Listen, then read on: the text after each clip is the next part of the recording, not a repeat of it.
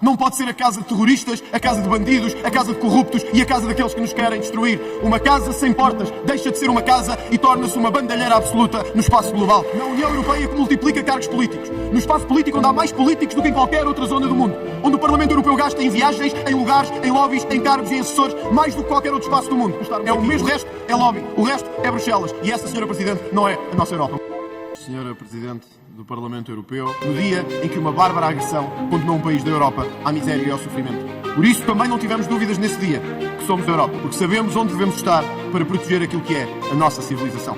Só que esta não é só a Europa que defende a Ucrânia, nem é só a Europa de defesa dos direitos fundamentais, nem é só a Europa que queremos para o futuro. Esta é a Europa que se tem afundado na pouca transparência, na corrupção e naquilo que de pior tem atingido as instituições internacionais. Para além do próprio Qatargate que envolveu o Parlamento Europeu nos últimos meses, com deputados presos que ainda ontem regressaram ao Parlamento, temos a falta de transparência brutal e significativa no negócio das vacinas durante a pandemia Covid-19.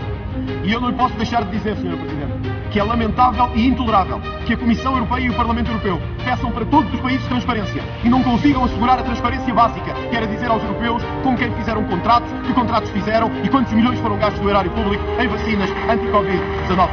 A Europa teve a maior entrada de imigrantes ilegais desde 2016. Só 1 milhão de pessoas pediram asilo em 2022 na União Europeia. Foi o ano em que mais imigração ilegal houve na Europa. Não é sustentável continuarmos a viver numa casa sem portas, em que o jardim é a porta de todos, mesmo de criminosos, terroristas e bandidos. Senhora Presidente, esta União Europeia, feita pela democracia e pela liberdade, não pode ser a casa de terroristas, a casa de bandidos, a casa de corruptos e a casa daqueles que nos querem destruir.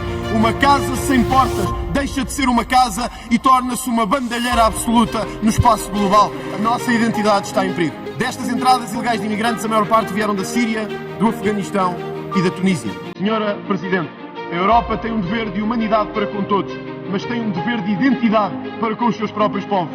Esta Europa em que vivemos e em que queremos viver é a Europa de matriz cristã em que crescemos e em que nos desenvolvemos. E não queremos ver um dia as igrejas desta Europa substituídas por mesquitas em todas as cidades deste país. Ainda a semana passada, 4 bebés foram esfaqueados nos Alpes franceses por um refugiado sírio. Valeu a ação de um português que deu o seu corpo e a sua integridade para defender aquelas famílias. Não ao terrorista e não ao sírio, mas a esse português ferido nós prestamos aqui a nossa homenagem por aquilo que fez nos Alpes franceses.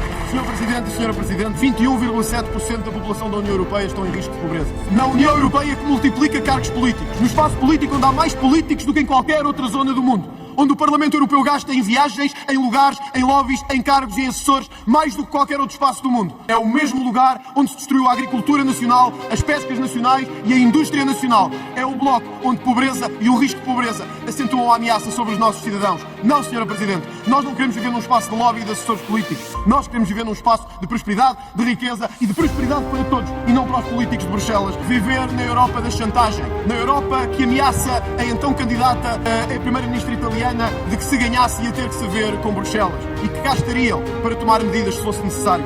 Ou o Parlamento Europeu que vetou a presidência húngara da próxima rotatividade da União Europeia, que não é o Parlamento Europeu das pessoas e daqueles que votam, é de quem os lobbies de Bruxelas gostam e aqueles que se ajoelham aos seus interesses económicos. Ou se queremos ser a união dos lobbies e a união dos burocratas. A União Europeia tem que escolher que espaço quer ter e tem que escolher